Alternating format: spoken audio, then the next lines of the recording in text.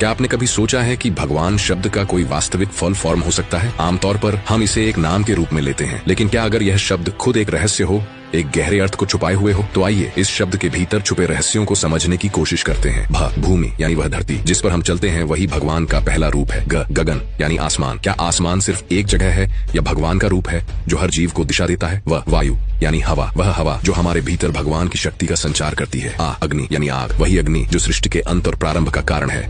नीर यानी पानी, पानी जो जीवन का आधार है, वह भी भगवान का रूप है। अब भगवान शब्द का संधि विच्छेद करें तो यह बनता है भग प्लस वाण। भग का अर्थ है ऐश्वर्य, यानी यह शक्ति और संपत्ति जो किसी के पास भी नहीं हो सकती। भगवान वह है जिसके पास संपूर्ण ऐश्वर्य हो। तो क्या आपने कभी सोचा था कि भगवान शब्द सिर्फ एक नाम नहीं बल्कि एक पूरी ब्रह्मांडीय शक्ति का प्रतीक है? वह शक्ति जो भूमि, आसमान, हवा, अग्नि, पानी और ऐश्वर्य से मिलकर बनती है। भगवान का स्वरूप हमारे आसपास, हमारे भीतर और हमारे जीवन के हर हिस्से में छुपा हुआ है। क्या आप इस रहस्य को अब तक समझ पाए हैं? यह शब्द हमें सिर्फ एक पहचान नहीं देता, बल्कि यह हमें ईश्वर के विशाल और असीम स्वरूप से जोड़ता है। अब अगली बार जब आप भगवान का नाम लें तो इन तत्वों को याद रखें जो हर पल हमारे साथ हैं, और भगवान का असली रूप हमारी समझ से कहीं गहरा है।